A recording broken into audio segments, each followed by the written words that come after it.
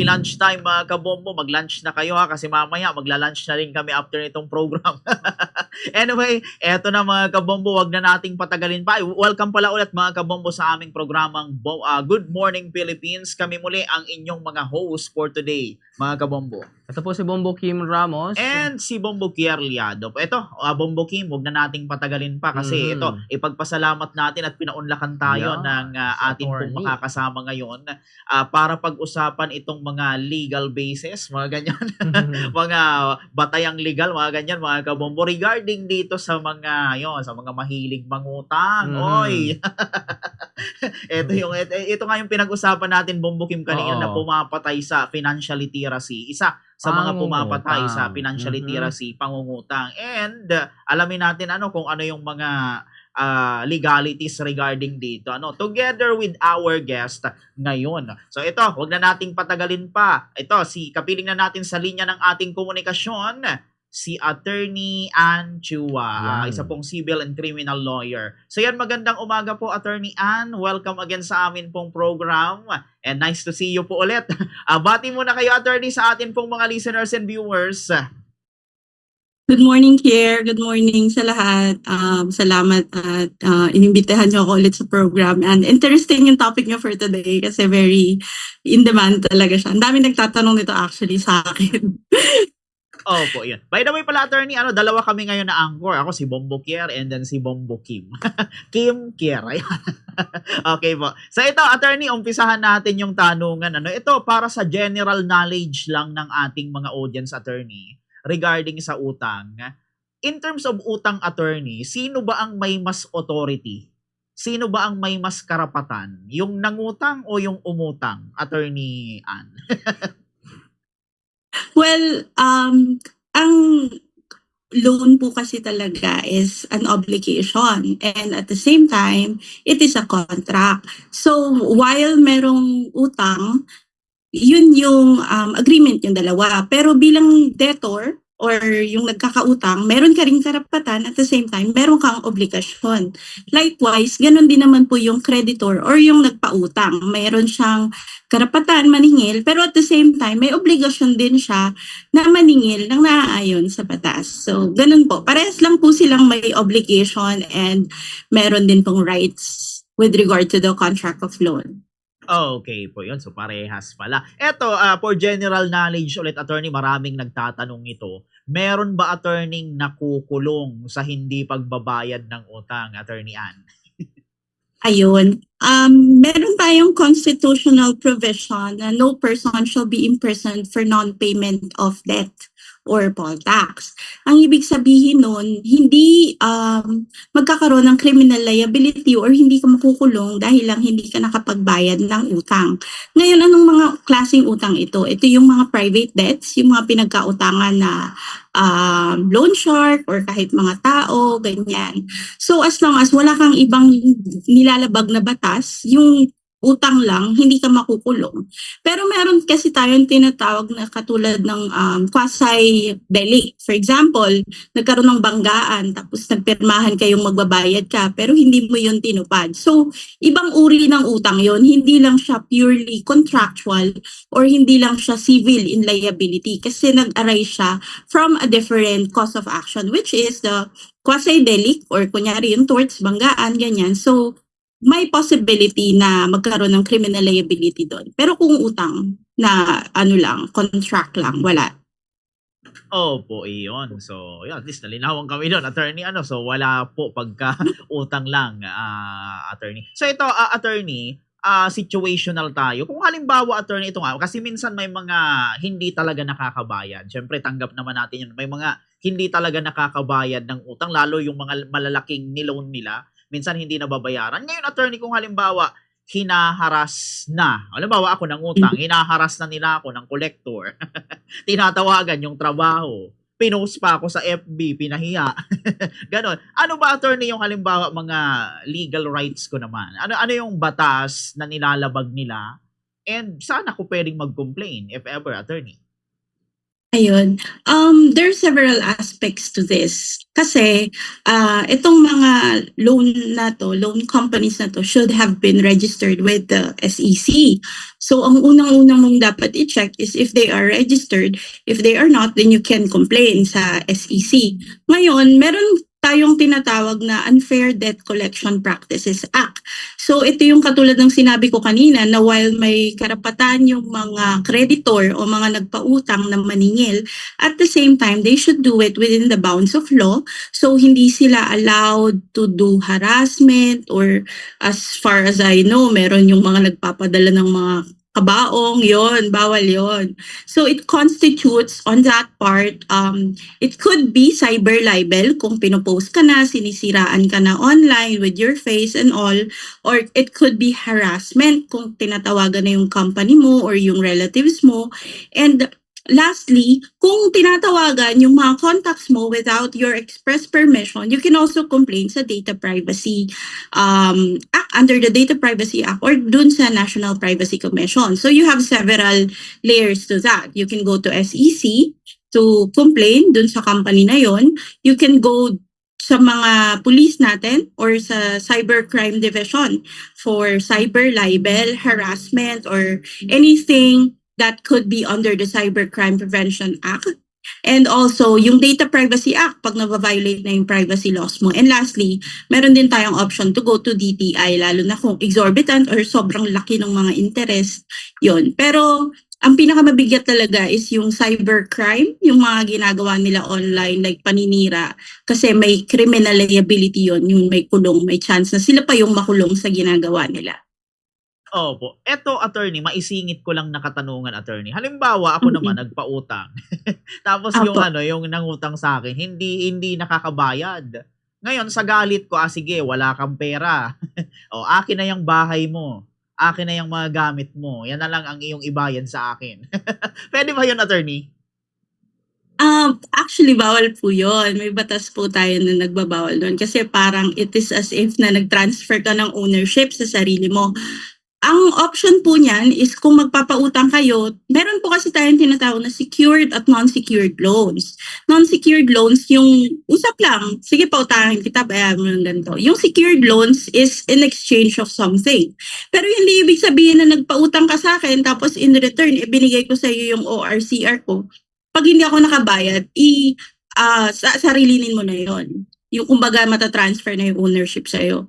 Meron tayong tinatawag na extrajudicial or judicial foreclosure. Yun yung additional legal steps na dapat mong gawin in order for you to transfer kung ano man yung property na sinanla sa'yo because of the secured debt.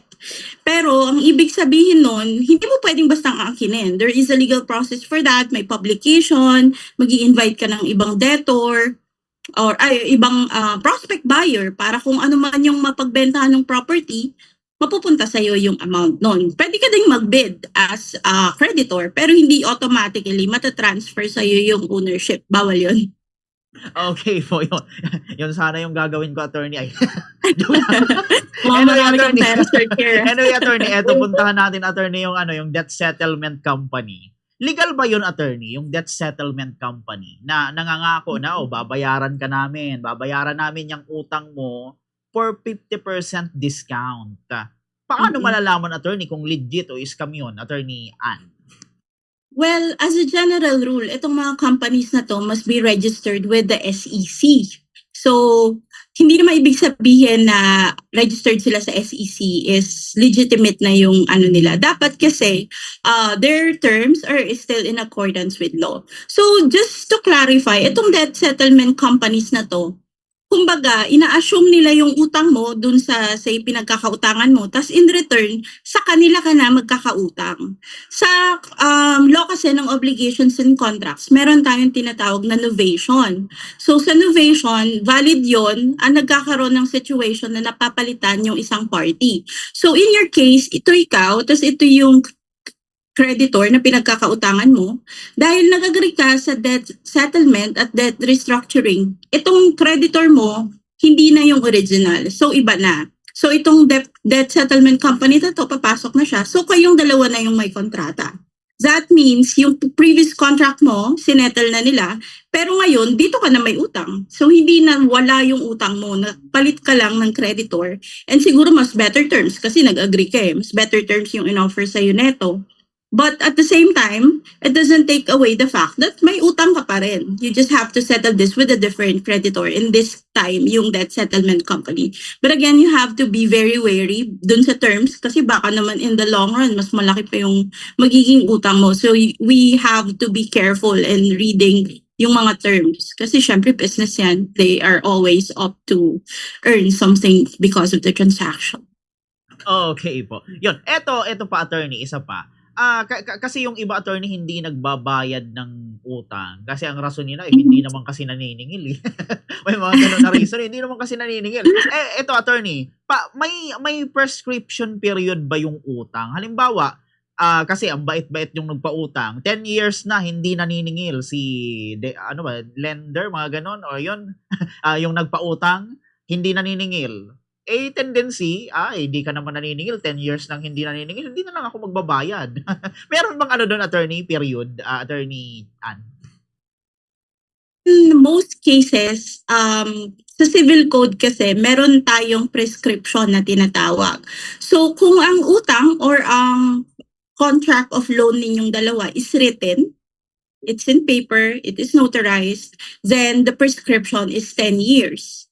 Ngayon, meron din tayong tinatawag na yung oral lang, yung nag-usap lang tayong dalawa, wala tayong contract. Ang prescription naman yun ay 6 years.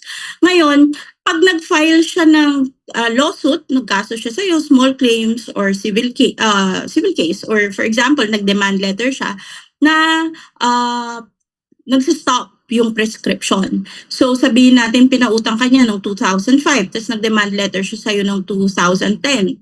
Nag-stop na yung prescription kasi 5 years nag-demand siya eh. Pero meron pang isang exception doon. Kahit lumagpas yung 10 years or 6 years doon sa civil code, pag nagbayad ka ng kusa, kasi ang ibig sabihin lang naman ng prescription, hindi ka niya pwedeng pilitin eh. Pero kung kusa ka nagbayad, it doesn't matter kasi binayaran mo on your own eh. So yung enforceability niya within 10 years and 6 years pag oral, it prescribes, but if you pay voluntarily, then ikaw na yun, that's on you. Opo. Eto attorney, last na lang na tanong bago ko ipasa naman kay Bombo Kim yung opportunity na makapagtanong sa inyo.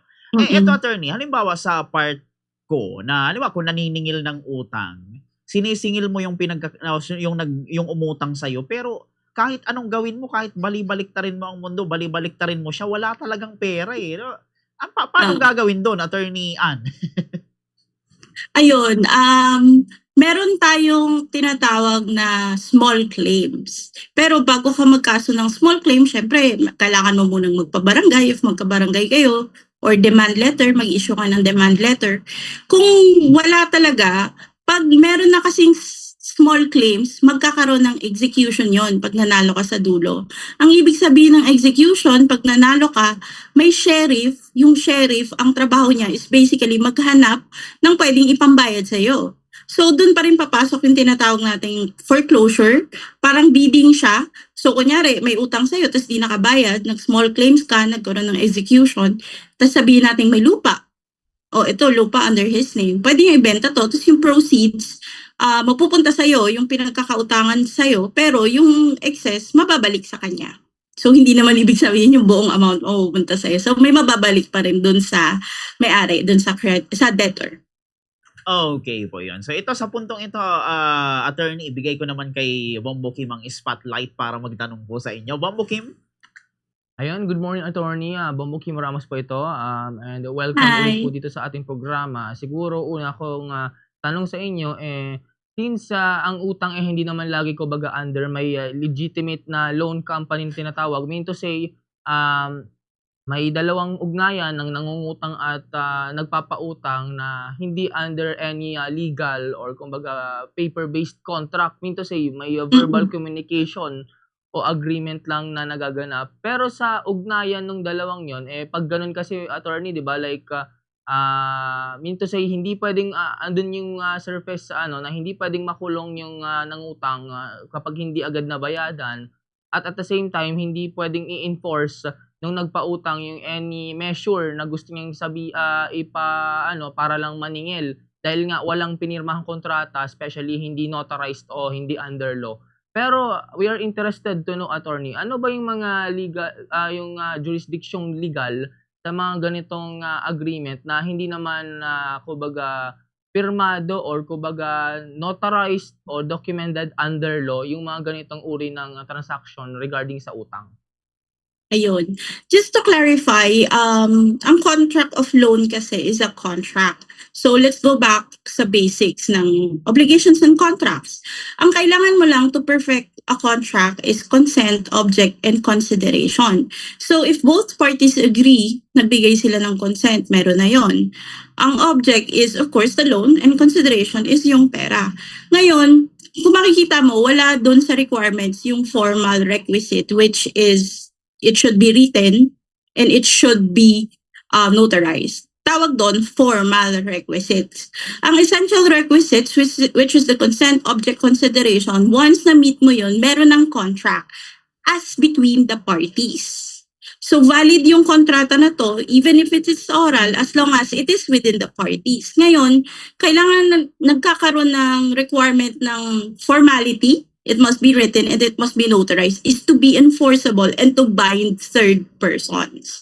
So ngayon, kunyari nag-usap tayong dalawa o pautangin kita, kahit di tayo nagpirmahan, valid yon insofar as both of us are concerned. Hindi ko lang siya may enforce. Kunyari, may instances kasi na pwede akong maningil sa may utang sa'yo kung hindi ka makabayad sa akin. Hindi ko pwedeng gawin yun kung wala tayong written contract because that already requires yung formality which is the written contract and it must be notarized. So, with regard to the both of us, the contract is valid but it cannot be enforced upon third persons if it is not formally in writing and not notarized. So, yun lang yung description with the two. Pero as long as nag-agree kayo pareho, it is valid.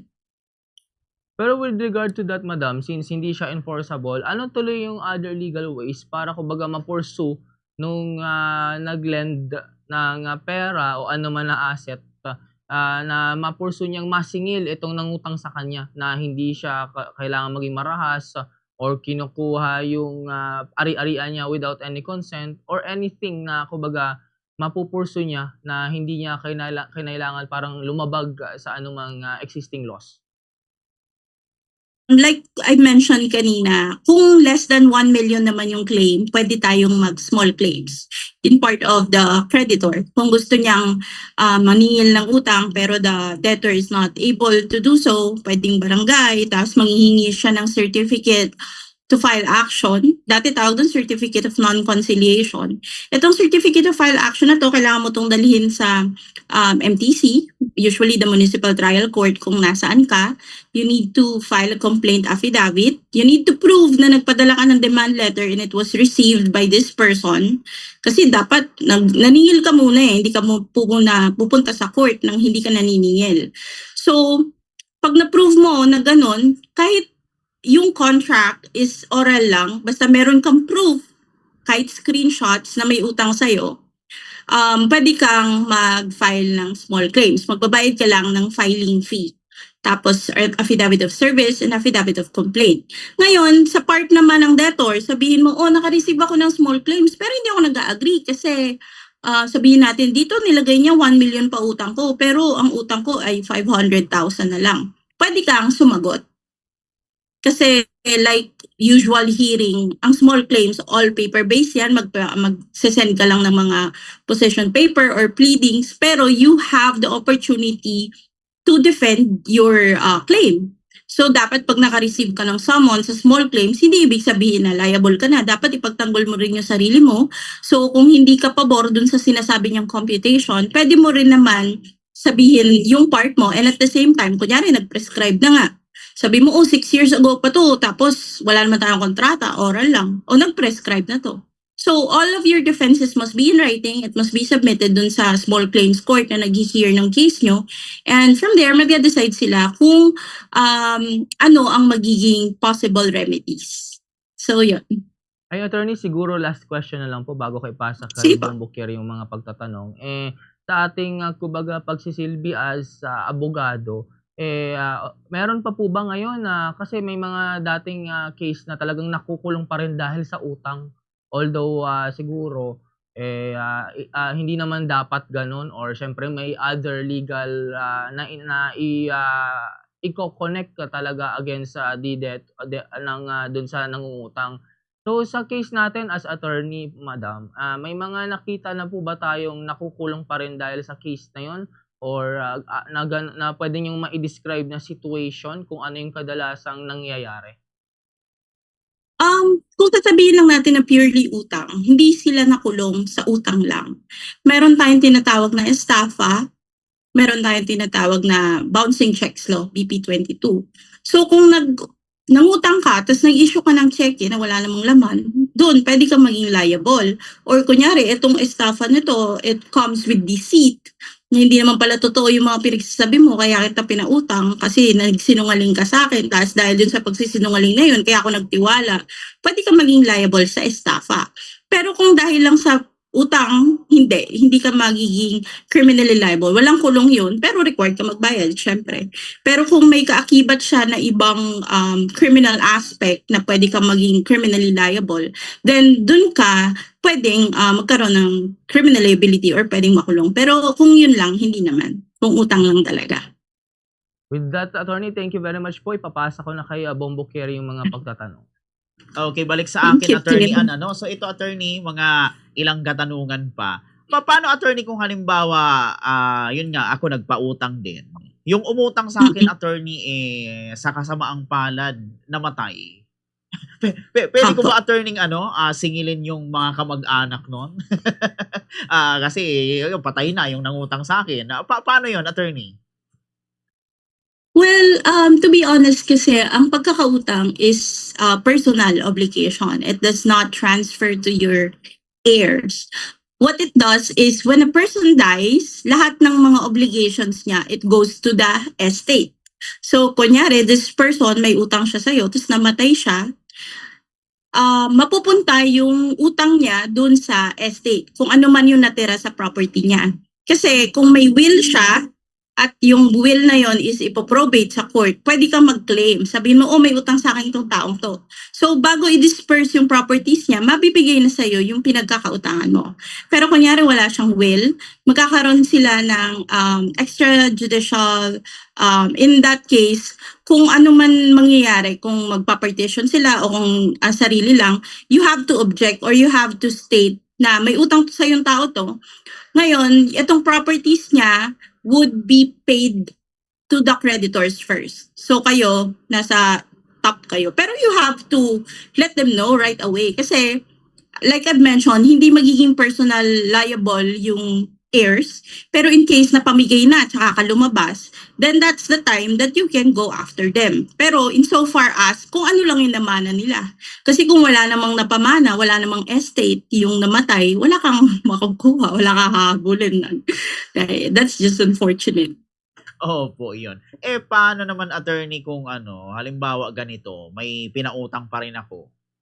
Yung casual lang na pagpapautang, usapang lang, parang magkaibigan or usapang lang, mag-amigo. Ngayon, itong nangutang sa akin, yung sinisingil ko na, sabi niya, wala, kailan ako nangutang sa'yo? Parang dinideny niya na nangutang siya, pero totoong nangutang siya.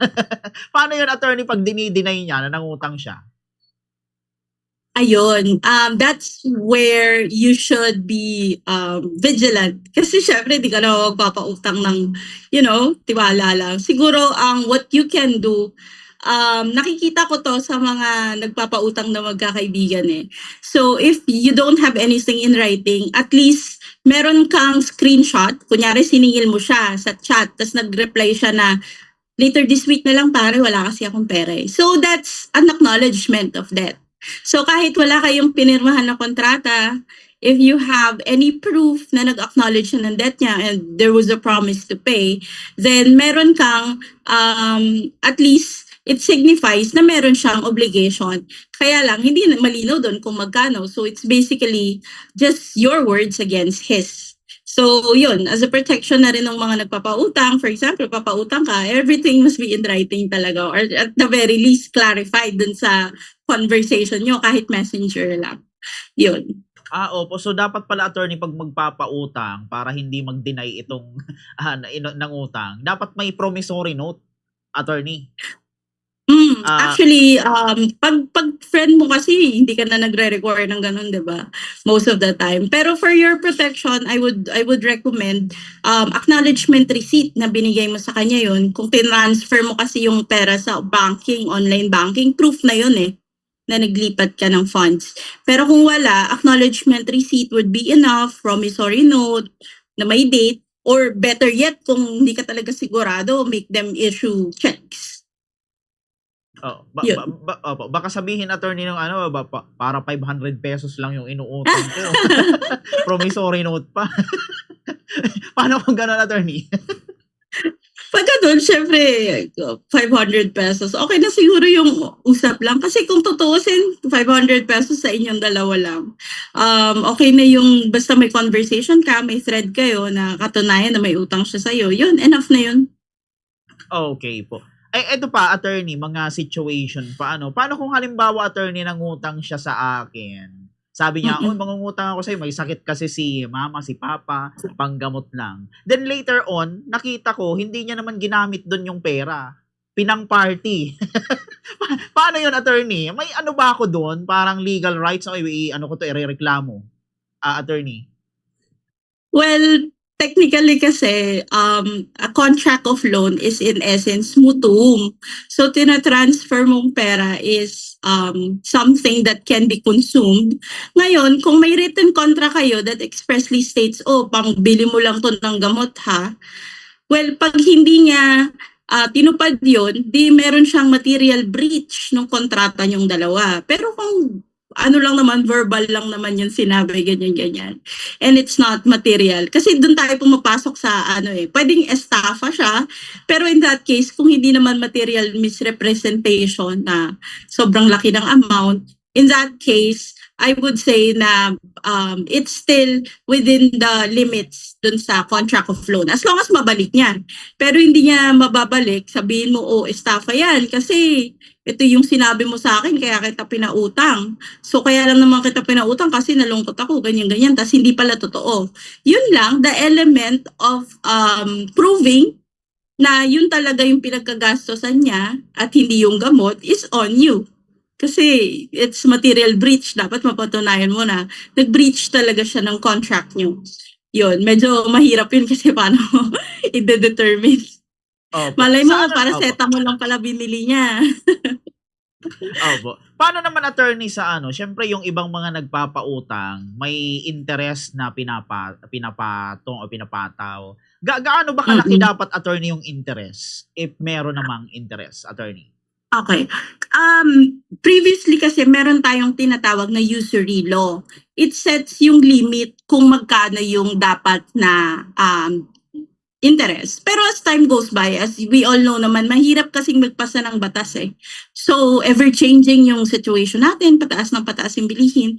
So, dumating yung time na sinuspend din tong usury law kasi hindi sila maka-keep up sa pag-inflate ng pera.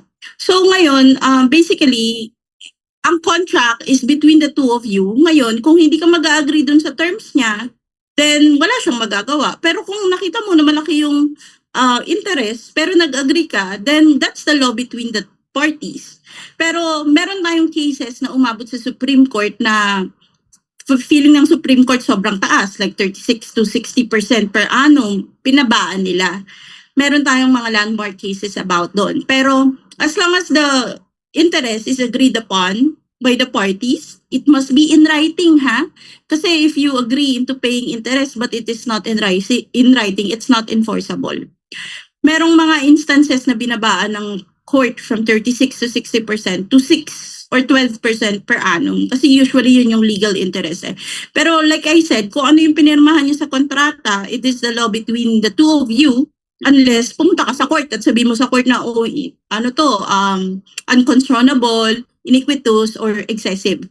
So, yun, you have to be very careful kasi minsan iniisip ko, "Ay, wala, kailangan ko talaga. Sige, magpipirma ako rito kahit sobrang laki, 60%." Tapos doon ka na mahihirapan kasi ay, ang laki pala nito, hindi ko pala kayang bayaran. So you have to go to court and to say na, oh, sobrang laki na ito, iniquitous to, meron tayong decision about this. So it's not enforceable. And ayun, kung hindi rin SEC registered yung isang company, then hindi nila pwedeng i-enforce yung mga interest and penalties nila.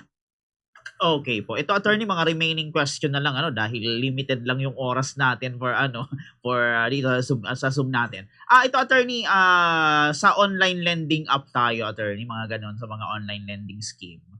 Ano ba yung nyo dito attorney? Para sa inyo ba legit ba or okay lang bang mangutang dito sa mga online lending company or dapat hindi? Attorney Ann. With regard to that, masyadong, in my personal opinion, marami kasing mga tao na nagre-rely dito sa online lending app because they don't have any other choice. And it's siguro a band-aid solution for the time being. Pero kung mangungutang ka just to pay for another utang, parang naghuhukay ka lang ng libingan mo eh. So, pwede siya for emergencies, but you have to ensure na it's not part of your system kasi palaki ng interest eh. And like I said, there is no limit as to what interest and penalties they can impose as long as you agree to it. Kasi isipin mo, maglo-loan ka ng say 1,000 tapos ang interest is 1,500. So, sobrang laki nun. At bilang ikaw, gipit ka, you have no choice. Pero kung iisipin mo, pupunta pa ako sa court para i-declare to na iniquitous or sige, tatakbuhan ko na lang to. Pero hindi siya maganda kasi meron na tayong credit report. It will affect your credit system. And eventually, pag maglo-loan ka sa bangko, maglo-loan ka sa, say, Pag-ibig, or kung ano man sa credit card, makikita nila yon. So it will be unfavorable to you kasi iniisip mo pag nagpalit ka ng number, wala na yun. It doesn't go away because it does have your information, your personal records. Hindi mo siya pwedeng takbuhan. So we have to be wary with whatever loan agreement or transactions we are signing because that will be our name on it. And if it's a shady business, they can use your information and sell it to someone else. So you have to be careful with sharing your information as well. So I don't necessarily recommend it unless you have no other choice. Opo. Ayun, bawal palang takbuhan attorney yung utang dito sa online lending app. Paano attorney kung halimbawa na find out na yung online lending app na yun na inutangan ko for example, hindi pala legit. Halimbawa illegal pala. Pwede ba attorney hindi ko nabayaran yun? Illegal ka naman pala eh. Hindi na lang ako magbabayad. Oo. Well, actually, pag hindi SEC registered yung isang company, katulad ng sinabi ko kanina, they cannot impose yung mga interest, penalties, kasi in the first place, they're not allowed to operate. Pero at the very least, you should pay the principal. Kasi, iba naman yon, that would constitute unjust enrichment on your part. Pwede ka nilang kasuhan ng unjust enrichment. So, kasi kumita ka or nagkapera ka because of their expense. So, kahit hindi mo bayaran yung interest, you should at least pay for the capital even if hindi sila registered. Kasi unjust enrichment yon on your part. Opo, yun. Ito pa attorney, pupuntahan natin attorney yung tinatawag na debt shaming. Alam mo, pag hindi kasi nakabayad yung nangutang, kasi talagang kung wala naman talagang perang pambayad, ang ginagawa nung inutangan, minsan pinupost sa FB, pinapahiya, ganon. Tinatawag scammer daw, wag tularan, wag pagkatiwalaan, scammer ito. Ano yung parang pwedeng ikaso doon attorney if ever? Naku, mabigat yun, cyber libel yun. Kasi as long as this person is identifiable, in-identify mo kasi shinare mo yung screenshot, shinare mo yung picture, tapos dinidiscredit mo siya. Tandaan natin ang cyber libel doesn't necessarily mean na lie yung pinost. So kahit totoo na may utang ka, pero the mere fact that you have to post it and it damages my reputation, it blackens my reputation, or nakaka-apekto siya dun sa standing ko in the community, it already constitutes cyber libel. So under siya ng Cybercrime Prevention Act. And what you can do is you can go to the cybercrime division, you can check if ma-pull out itong ano na to, and if you know personally kung sinong lending company ito, then you can attribute it to them and then you can file against them. Sila pa yung magiging criminally liable. So ikaw, wala kang criminal liability sa utang mo, pero sila magkakaroon kasi because of the harassment or the cyber libel they committed against you. Opo, eto attorney, mga second to the last question na lang, ano, attorney. Eto, baka attorney, merong lumapit na sa inyo ng ganito. Halimbawa, sabihin attorney, kahit anong gawin ko talaga, baon na ako sa utang eh. Hindi ko na kayang bayaran lahat. ano ba attorney yung maibibigay yung kahit at least 3 na legal advice or legal steps pag ganun yung sitwasyon, attorney Ann? Well, marami namang lending companies ang nag-offer nito, katulad nung kanina yung sa debt settlement. What you can do is what we call restructuring. So, for example, ang binabayaran mo monthly is sobrang laki. Sabihin natin 20,000 for, say, 5 years. Sabihin mo, pwede pang mas mabaan ito, i-extend ko na lang, gawin ko na lang 10 years, ganyan. So, or 7 years, ito na lang, babayad akong 15,000 monthly. Mag-agree sila kung ano yung may proposal silang bago para i-extend yung long term, at the same time bababa yung monthly mo. So we call that debt restructuring. It also is applicable if, for example, if you ask for extension, kunyari magkakapera ka naman after, say, 30 days. Sabi, pwede mo bang bayaran mo na ito after 2 months, ganyan. Tapos i-extend mo na yung payment mo without interest.